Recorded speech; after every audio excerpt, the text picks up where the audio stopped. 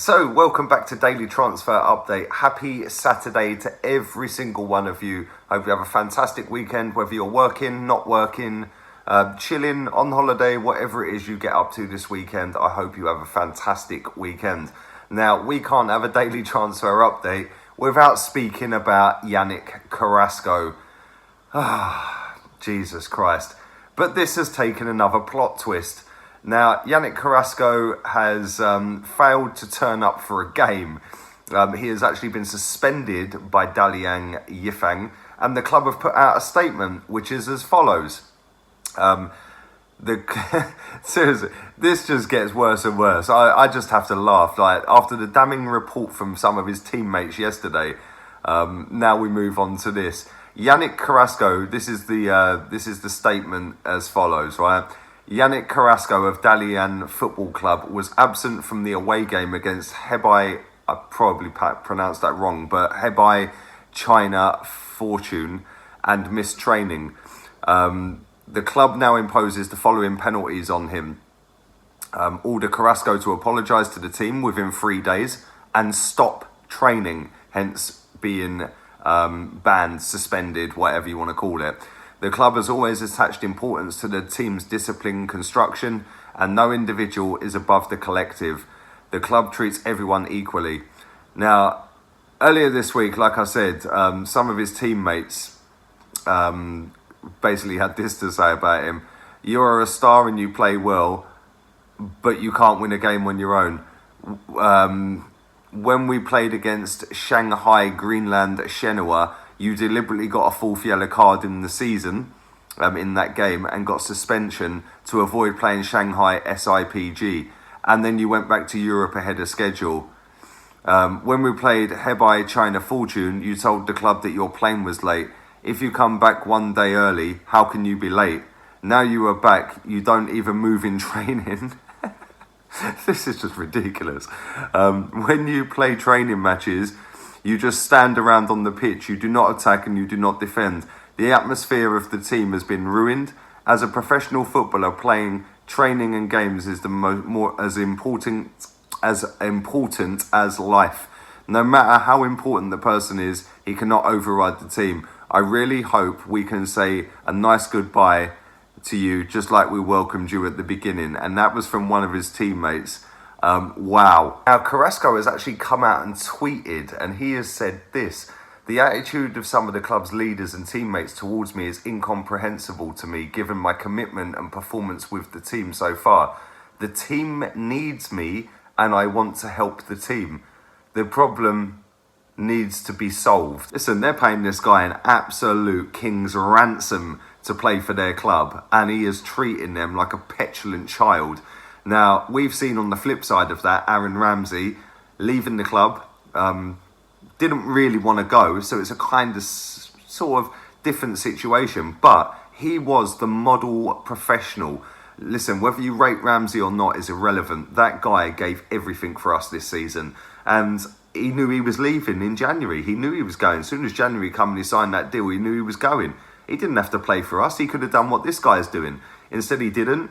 And this guy, I don't want this geezer anywhere near our club. Listen, if this guy comes to Arsenal, who's to say he ain't going to do this in a couple of years or a year's time with us? Who's to say that he comes in, he plays really well for 10 games. Come January, you got Real Madrid sniffing after him, and he does the same thing. Not for me. Don't want him anywhere near Arsenal Football Club. Anyway, next player we're linked to, again, is Samuel Umtiti. It feels like day one of transfer window. Because I swear I spoke about these on the opening day of the window. Samuel Umtiti is currently on holiday with Alexander Lacazette. So now we've got people all over social media saying, Agent Lacazette. Really? Come on, man. Now all the newspapers are running with it.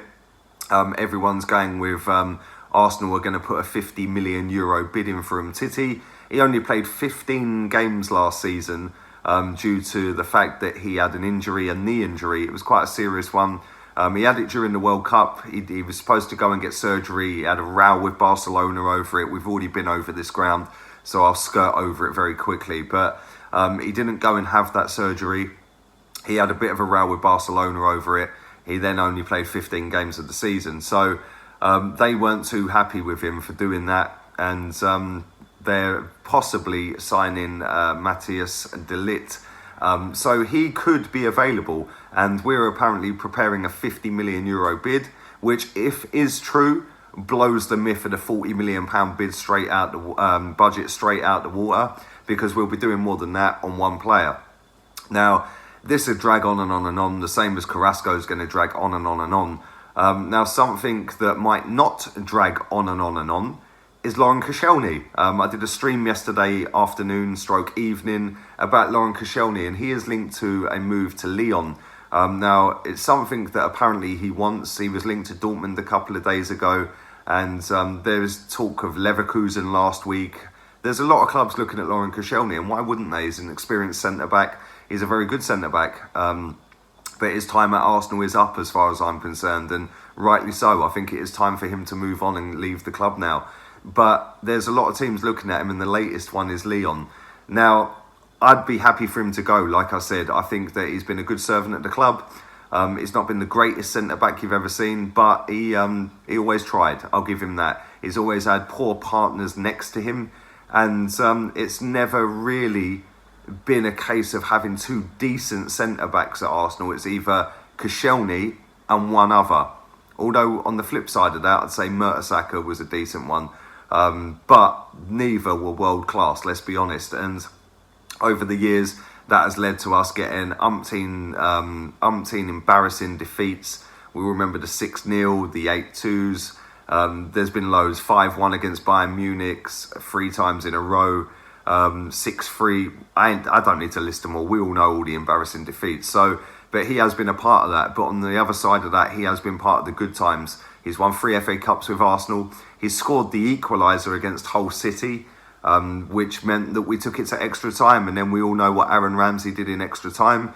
And we came out as FA Cup winners. And he was a part of that. He scored against Newcastle on the last day of the season to pip Tottenham to 4th place in the league. That was when Tottenham fans were posting all around social media that it was 1-1 at Newcastle. And it actually wasn't.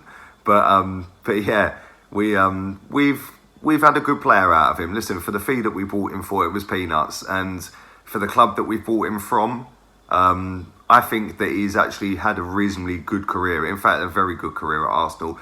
For the money we paid for him, I think he's outplayed the fee that we paid for him, if that makes sense. Listen, I'm not his biggest fan by any stretch of the imagination, but I think that he has had a genuinely good career for Arsenal, and good luck to him if he goes. I hope he does go, because I can't see him getting much game time next season. Thanks for the memories. It's time to say goodbye. Now, last but by no means least, this one came out of nowhere yesterday evening, and this is Hector Bellerin, of all people. He's currently injured, and I wish him well. I hope he comes back fighting fit. But Hector Bellerin is linked to a move to Atletico Madrid. They're looking at cash plus Vitolo, who is a winger who worked under Unai Emery at Sevilla. He was at Sevilla for quite a long time. He was there for 4 seasons. He left the season after Emery left. He went to Atletico Madrid. It hasn't really worked out for him at Atletico Madrid. He's only scored 1 goal in 2 seasons for them, whereas he was a goal scorer at Sevilla. He was chipping in with goals all over the place. So this one's come out of nowhere. Do I see this one happening? Probably not. Although I could see why they'd want Hector Bellerin. I could see why Hector Bellerin would go back to Spain. But for me, I don't see it happening. Vitolo is 29 years old. He's a bit part player at Atletico at best. So I don't really see this one happening. But we shall see. It's silly season. There's not a lot going on right now. I see somebody posting online yesterday about all the new kits. The home kit is out on sale in America. So yeah, if that is the case, then Arsenal have bodged that one up. So yeah, it's silly season right now. Everything's happening, and nothing's really happening. It's just all speculation right now. But I'm just bringing you the speculation. We can have a debate in the comment section about it. Let me know what you guys think about all of what I've just spoke about. Koscielny, Yannick Carrasco. Would you take this geezer at Arsenal? For me, no thank you. Would you take Vitolo and a Bellerin swap plus a bit of cash? Again, I'm not too sure I would. I quite like Bellerin. I think he's I think he's had a good season, even though he was injured for a large part of it. I thought he stepped up. It'd be nice to see him step up again. If he doesn't step up again, then you get rid. But I'd give him this season after his rehab of coming back from his injury. Leave it all in the comment section. Subscribe, like, and share the content around. Not far away from 20,000 subscribers. So thank you very much to everyone who's taken part so far and joined my channel. I really appreciate it. I will be back at 5 o'clock this evening with a live stream. So catch me later. Stick the notification bell on. I'm out of here. Laters, peeps.